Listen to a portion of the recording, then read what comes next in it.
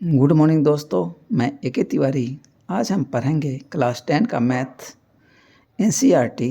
Chapter है 14 और chapter का नाम है प्रोबेबिलिटी। दोस्तों, कभी कभी हम लोग कुछ फ्रेज सुनते हैं जैसे most likely, almost uncertain, most probably, no chance at all, etc. All of these involve an element of uncertainty. जैसे कि हम लोग कभी कभी क्रिकेट मैच चल रहा होता है तो हम अपने दोस्तों के बीच कभी कभी ये बोलते हैं कि आज इंडिया का जीतने का चांस ज़्यादा है या पाकिस्तान का जीतने का चांस ज़्यादा है। तो ये सब जो चांस जो हम लेते हैं, ये जो है प्रोबेबिलिटी के अंतर्गत हम अध्ययन करते हैं। तो कहता है इसको हम मेजर कैसे करते हैं। अब जैसे हम टॉस करते हैं तो वहाँ तो या तो हेड आएगा या तो टेल आएगा, तो उसमें भी किसके आने का चांस ज़्यादा है, तो इसको हम प्रोबेबिलिटी के अंतर्गत अध्ययन करेंगे। तो कहता है the measure of uncertainty is called the theory of probability. यानी हम अनसर्टेनिटी को हम मेजर करते हैं, निकालते हैं, तो इस थ्योरी को ही हम प्रोबेबिलिटी कहते हैं। तो इसमें कुछ बेसिक टर्म्स हैं जैसे एक्सपेरिमेंट। तो इसका क्या मीनिंग होता है? It means an operation which can produce some well defined outcomes। अब दोस्तों ये शब्द आ गया well defined outcomes। इसका क्या मतलब? इसका मतलब ये हो गया कि हम कोई कॉइन को टॉस करेंगे तो उसमें हम ये जानते हैं कि दो ही चीज़ आने वाला है, या तो हेड आएगा या तो टेल आएगा। तो ये हो गया well defined outcomes. For example, when a coin is tossed, its outcome is a head or a tail, which is well defined। जो कि ये पहले से हम जान रहे होते हैं कि या तो हेड आएगा या तो टेल आएगा, वहाँ दो ही पॉसिबिलिटी है आने का। तो इसको हम बोलेंगे एक्सपेरिमेंट। अब कहता है एक्सपेरिमेंट जो होता है वो दो तरह का है। पहला है डिटरमिनिस्टिक एक्सपेरिमेंट, दूसरा है रैंडम और प्रोबेबिलिस्टिक एक्सपेरिमेंट। अब डिटरमिनिस्टिक एक्सपेरिमेंट किसे कहते हैं? ये डिटरमिनिस्टिक एक्सपेरिमेंट जो होता है ये हमारे रिजल्ट को पहले ही से जान रहा होता है कि जैसे कि हम ये सोच लें कि हमको हेड ही लाना है और हेड ही आएगा, तो ये कैसे हो सकता है? ये तभी हो सकता है कि जब हम उस कॉइन के साथ कुछ छेड़छाड़ करें। फॉर एग्जाम्पल, जैसे कि आपने देखा होगा शोले फिल्म में अमिताभ बच्चन एक कॉइन को टॉस करता है। हर बार अमिताभ बच्चन ही जीतता है और धर्मेंद्र हारता है। तो बाद में उसका पोल खुलता है कि उस कॉइन के ऊपर दोनों ही तरफ उसने हेड ही बना रखा था, तो इसीलिए जीतना तो अमिताभ बच्चन को ही था। तो इसको हम बोलेंगे डिटरमिनिस्टिक एक्सपेरिमेंट। अब देखते हैं इसमें डेफिनेशन क्या बोल रहा है। आउटकम और result is same in A repeated experiment. कहता है कि आउटकम जो है या जिसको रिजल्ट हम बोलेंगे कि ऊपर में क्या आया, वो सेम ही आएगा हर समय, हर एक्सपेरिमेंट में। एक बार कॉइन को उछालिए तो, दो बार उछालिए तो, तीन बार उछालिए तो। जैसे if a coin has head on both the side then outcome always be head. तो इसको बोलेंगे डिटरमिनिस्टिक एक्सपेरिमेंट। अब दूसरा एक्सपेरिमेंट है रैंडम और प्रोबेबिलिस्टिक एक्सपेरिमेंट। अब रैंडम एक्सपेरिमेंट क्या है? कि इसमें आउटकम या result is not same in an और रिपीटेड एक्सपेरिमेंट। कहता है कि जब हम कोई एक्सपेरिमेंट को बार बार रिपीट करेंगे तो आउटकम जो है सेम ही नहीं आएगा। मान लीजिए कॉइन को हम टॉस किए तो एक बार हेड आएगा तो दूसरा बार भी हेड आ सकता है, लेकिन तीसरी बार कोई ज़रूरी नहीं कि हेड आएगा, तो वहाँ टेल भी आ सकता है। तो मतलब कोई निश्चित जो आउटकम है वो नहीं आएगा। जिसके एग्जाम्पल देखते हैं eg. If a coin has head and tail, कहता है कि एक कॉइन के ऊपर हेड और टेल है, then outcome be either head और टेल। अब कुछ शब्द और हैं। Sample space. अब सैंपल स्पेस किसे कहते हैं? कहता है the set of all possible outcomes. तो सैंपल स्पेस को पॉसिबल आउटकम्स भी बोलते हैं। कहता है जितना भी पॉसिबल आउटकम्स होगा उसके समूह को हम बोलेंगे सैंपल स्पेस। कहता है the set of all possible outcomes of an experiment is called sample space and is denoted by the letter S eg for a coin. अब एक कॉइन को हम टॉस करेंगे तो उसमें क्या क्या आ सकता है? हेड आएगा और टेल आएगा। तो सैंपल स्पेस एस बराबर हो जाएगा H and T for a fair dice. ये हेड एंड टेल आ गया। फॉर ए फेयर डाइस या डाइस भी बोल सकते हैं। फेयर डाइस मतलब कि वो डाइस जिसके साथ कोई छेड़छाड़ ना किया गया हो, जिसमें किसी भी नंबर के आने का चांस इक्वली लाइकली हो, मतलब बराबर चांस हो किसी भी नंबर का आने का। तो अब डाइस के लिए क्या हो जाएगा? एस बराबर डाइस पे 1 से लेके 6 नंबर तक रहता है, तो 1 से लेके 6 नंबर तक कोई भी आ सकता है। तो सैंपल स्पेस में क्या क्या हो जाएगा? 1 हो सकता है, 2, 3, 4, 5 एंड 6। ये 6 का 6 नंबर कोई भी आ सकता है। तो सैंपल स्पेस में क्या हो गया? ये 1 से लेके 6 तक हम लिख देंगे, तो ये हो गया सैंपल स्पेस। आप कहता है फॉर 2 कॉइन्स टॉस टुगेदर। कहता है कि 2 कॉइन को हम एक साथ उछालें, तब क्या हो सकता है? सैंपल स्पेस में एक पे एच आएगा तो दूसरे पे भी एच आ सकता है। यदि एक पे एच आया तो दूसरे पे हो सकता है टेल आ जाए, तो हो गया एच एच और एच टी। अब मान लिया जब पहले पे टेल आया तो दूसरे पे एच आ सकता है, तो ये हो गया टी और एच। अब मान ली पहले पे टेल आया तो दूसरे पे भी टेल आ सकता है, तो ये हो गया टी और टी। सैंपल स्पेसिस का बन गया H H H T H T T. For 2 dice are roll together. कहता है कि 2 डाइस को एक साथ रोल कर दें, तब क्या क्या आ सकता है? इसको लिखने का तरीका मैं इसके बाद बताया हूँ। अभी फ़िलहाल केवल सैंपल स्पेस में देखिए क्या क्या आ सकता है। 1 1 1 2, इधर हम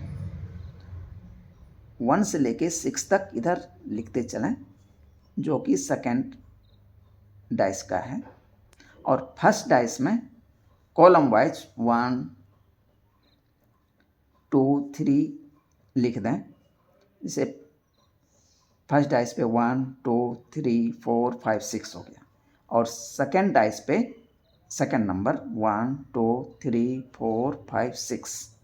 अब इसी को फिर लिख देंगे 1, यहाँ पे 1 लिखा हूँ तो यहाँ भी फिर 1 रिपीट हो जाएगा। तो इस तरह से मेरा जो सैंपल स्पेस बनेगा 1 1 1 2 1 3 1 4 1 5 1 6 और 2 1 2 2 2 3 2 4, इस तरह से हम लिखेंगे। लास्ट में आ जाएगा 6 5 और 6 6। तो ये जितने भी कलेक्शन है, सेट है, ये सैंपल स्पेस हो गया। अब कहता है for a coin and A dice. अब यदि एक कॉइन और एक डाइस को हम टॉस करें, आर टॉस टुगेदर, तो कॉइन पे सैंपल स्पेस में क्या क्या आ जाएगा। कॉइन पे मान लीजिए एच आया, तो डाइस पे 1 आ सकता है, 2 आ सकता है, 3 आ सकता है, 4 आ सकता है, 5 आ सकता है, 6 आ सकता है। मान लिया जाए अब दूसरा है टेल आ गया मान ली कॉइन पे, तो डाइस पे तो कुछ भी आ सकता है 1 से लेके 6 तक। तो सबके साथ अब सैंपल स्पेस में हो जाएगा H1, H2, H3, H4, H5, H6। उसी तरह tail 1, tail 2, tail 3, tail 4, tail 5, tail 6। इस तरह से सैंपल स्पेस हम लिख सकते हैं। अब इक्वली लाइकली आउटकम्स, इसका क्या मतलब होता है। इक्वली लाइकली आउटकम्स, इसका मतलब ये हो गया कि कोई कॉइन है, उसको मैंने टॉस किया, तो चाहे हेड आए चाहे टेल आए, दोनों का आने का चांस बराबर है। आने वो कॉइन जो है फेयर है, उसमें हेड और टेल के आने का चांस इक्वली लाइकली है, मतलब एक समान है। तो इसको हम बोलेंगे इक्वली लाइकली आउटकम्स। इट, अब देखिए इसको कैसे लिखा हूँ। It means there are equal chances for the coin to land with its head or tail up and for the dice on the throwing numbers NOS मतलब नंबर्स। अब dice करेंगे तो 1 से लेके 6 तक कुछ भी नंबर आ सकता है। Come up equally likely. अब कहता है are the outcomes of all experiments equally likely. क्या सभी एक्सपेरिमेंट में आउटकम्स जो है, जो बाहर ऊपर फेस पे आएगा, क्या या रिजल्ट के रूप में जो हमें मिलेगा, क्या वो सब क्या है, इक्वली लाइकली है? तो नहीं, सभी इक्वली लाइकली नहीं है। अब इसका एग्जांपल देखते हैं। एक बैग है, उस बैग में कुछ बॉल रख देते हैं। कुछ बॉल जो है रेड है, कुछ ब्लैक है। मान लिया जाए रेड बॉल की संख्या मैं इस एग्जांपल के अकॉर्डिंग ही ले लूँ, तो 4 रेड बॉल मान लिया जाए उसमें है, और 2 ब्लैक बॉल है। ब्लैक बॉल कितने हैं? 2 है। अब हम बिना उसमें झांके बैग के अंदर यदि हम बॉल को निकालें तो किसके आने का चांस ज़्यादा है? तो रेड का संख्या ज़्यादा है, तो रेड का बाहर निकलने का भी चांस ज़्यादा होगा। और ब्लैक 2 ही बॉल है, तो इसके बाहर आने का चांस कम हो जाएगा। तो अब उसको हम कैसे डिनोट करेंगे? तो for example a bag contains 4 red and 2 black balls. Let a ball be drawn from the bag at random. At random मतलब एकाएक, मतलब बिना कुछ पार्शलिटी किए मैंने एक बॉल निकाल लिया। कहता है प्रोबेबिलिटी ऑफ रेड कितना हो जाएगा? इसकी संख्या 4 है और टोटल बैग में बॉल कितना है? 4 + 2 6। तो क्या हो जाएगा? Probability of red 4/6। अब इसको कट करेंगे तो 2/3 आ गया। ठीक है। अब प्रोबेबिलिटी ऑफ ब्लैक यानी PB, ये कितना हो जाएगा? इसकी संख्या 2 है, टोटल बॉल की संख्या 6 है, तो 2/6। तो ये फिर इसको काटेंगे तो 1/3 आ जाएगा।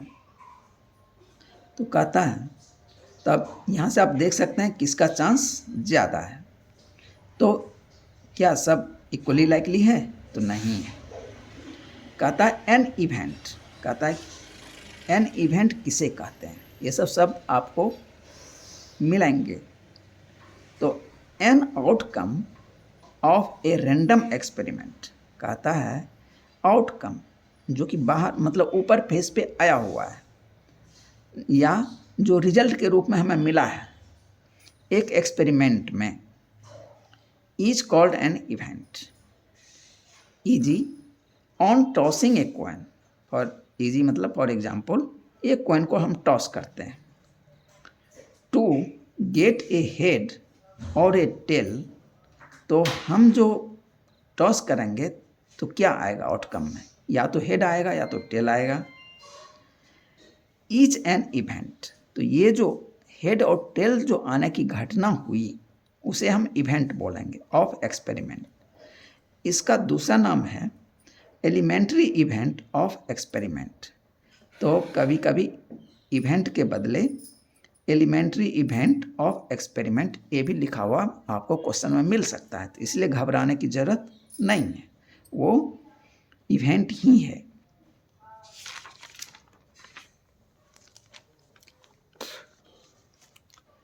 तो दोस्तों अब कहता है मेजरमेंट ऑफ प्रोबेबिलिटी।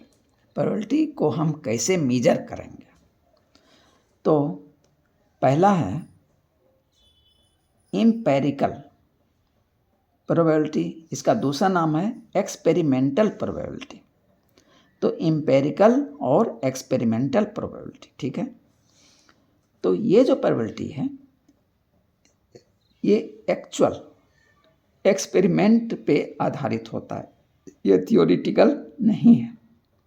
तो when the probability is based on an actual experiment, for example if a coin is tossed 100 times and outcomes of 60 head, कहता है एक कॉइन को हम 100 बार उछाला, उसमें से कोई जरूरी नहीं है कि किसकी संख्या ज़्यादा आएगी।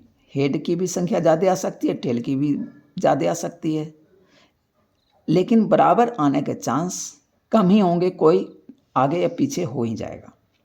तो इसमें मान लेते हैं कि 60 हेड आया और 40 टेल्स आया, ठीक है। देन PH मतलब प्रोबेबिलिटी ऑफ हेड कितना हो जाएगा 60/100 यानी 0.6।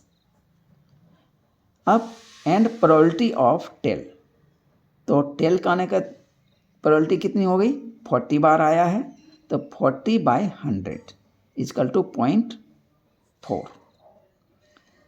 तो अब इसको हम फार्मूले के रूप में कैसे लिखेंगे?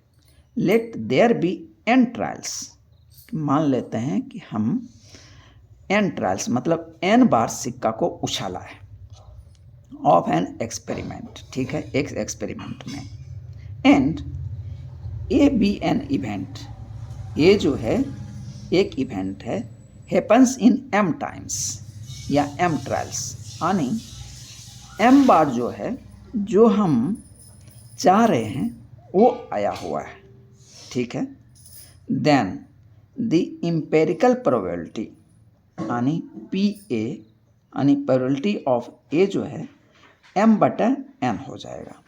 तो m क्या हो गया number of trials in which event happens बटा टोटल नंबर ऑफ ट्रायल्स, ठीक। अब दोस्तों हम मान लेते सिक्का को उछाले 3 बार, तो n कितना हो गया 3।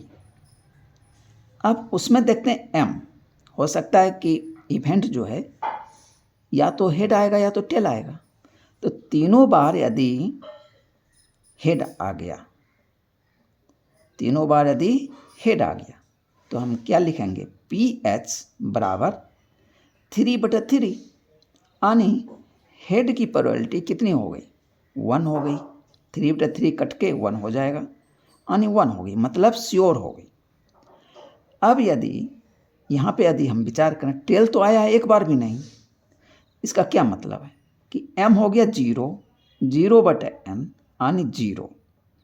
तो प्रोबेबिलिटी ऑफ टेल कितनी हो गई 0। तो अब इस सब का नाम भी है आगे, तो वो मैं अभी इसी में बताऊंगा। तो इसको जो है मैं कैसे व्यक्त कर सकता हूँ? तो m का चांस कि कहाँ से कहाँ तक लाई किया 0 से लेके n तक, और बीच में m आ जाएगा। m मिनिमम 0 हो सकता है या इक्वल टू 0 हो सकता है, और मैक्सिमम जो है n हो सकता है या n से छोटा ही होगा, या तो छोटा होगा या तो मैक्सिमम n तक जा सकता है m का वैल्यू। ठीक है, अब हम इस टोटल को हम इस फार्मूला में देखते हैं m/n, तो हम n से डिवाइड कर देते हैं पूरे ही इस इनइक्वलिटीज को। तो 0/n less than equal m/n less than equal n/n। अब 0/n देखो दोस्तों 0 हो जाएगा, और लेस देन इक्वल m/n, ये तो दोनों सेम नंबर नहीं है इसलिए मैं काट भी नहीं सकता। Less than equal n/n cut के क्या आएगा 1 हो जाएगा। ओके, तो मैं इसको लिख सकता हूँ 0 m/n, मैंने क्या लिखा था PA, 0 less than equal PA less than equal 1। अब 0 और 1 का क्या मीनिंग हुआ PA से रिलेशन, अब वो देखते हैं। दस the probability of an event lies between 0 and 1। इस तरह से प्रोबेबिलिटी किसी की भी हो तो वो कहाँ से कहाँ तक लाई करेगा, 0 से लेके 1 तक। इफ़ PA बराबर 1, यदि PA जो है 1 के बराबर हो जाए, then A is called a sure event. यदि PA बराबर 1 हो गया, इसका मतलब ये क्या है, श्योर इवेंट है, या इसको सर्टेन इवेंट भी बोलते हैं। इफ़ PA इजकल टू 0, यदि PA क्या हो जाए, 0 हो जाए, देन तब A क्या होगा, यानी PA की प्रोबेबिलिटी ऑफ A की जो वैल्यू है वो 0 आ जाए, then A is called an impossible event. तब हम इसको क्या बोलेंगे, इम्पॉसिबल इवेंट। मतलब PA बराबर 0, तो ये इम्पॉसिबल इवेंट हो गया।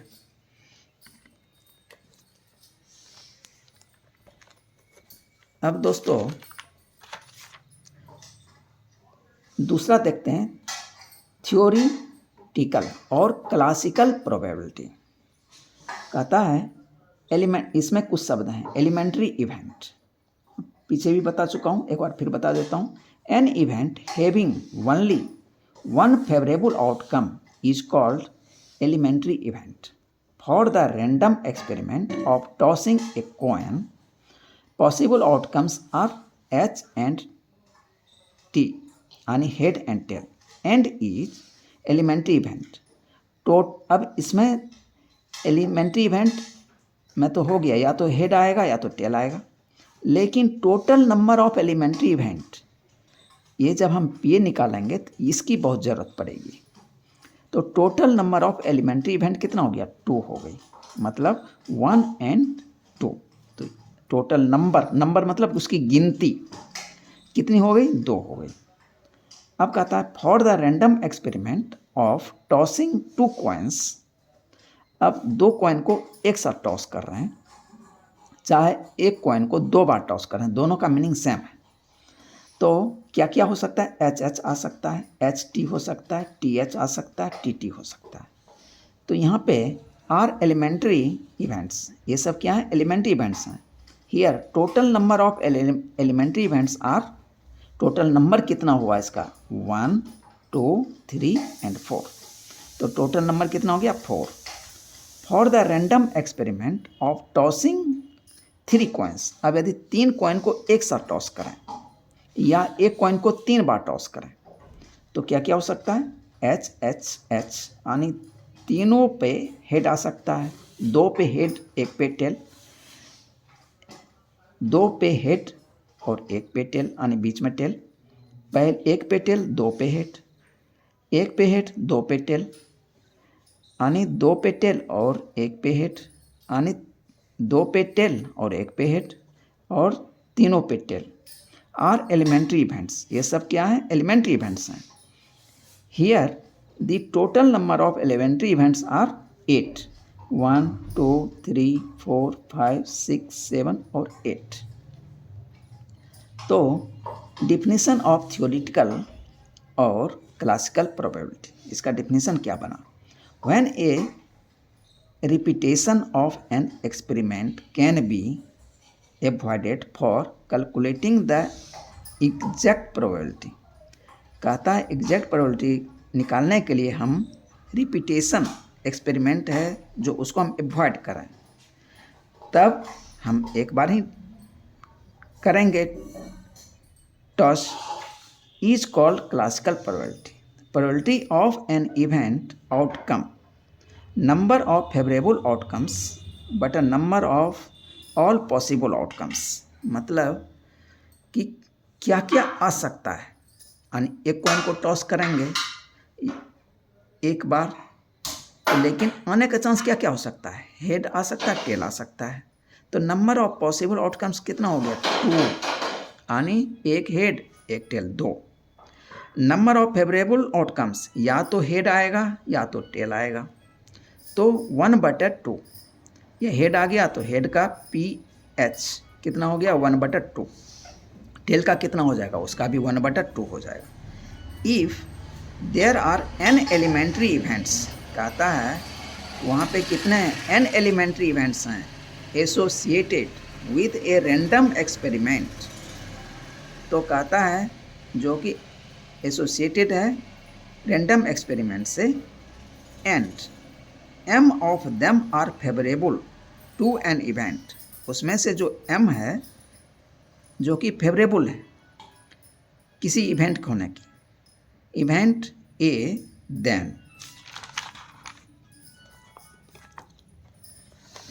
देन PA बराबर क्या हो जाएगा, m/n। From definition of probability PE we see that m less than equal n। तो m जो होगा मिनिमम 0 जा सकता है, मैक्सिमम n जा सकता है। 0 less than equal m, less than equal n, ये पीछे भी बताया हूँ। तो अब हम क्या करें, m/n होता है तो n से हम पूरे PA बराबर m/n, तो n से पूरे को हम डिवाइड कर दें। इस इनइक्वलिटी को हम n से डिवाइड कर दें, तो 0/n less than equal m/n less than equal n/n। तो n/n कट के 1 और 0/n 0, 0 less than equal m/n less than equal 1।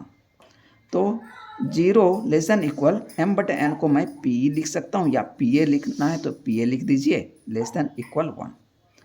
If PA बराबर 1, यदि PA बराबर 1 हो गया या PE बराबर 1 हो जाए, then A is called a certain और श्योर इवेंट।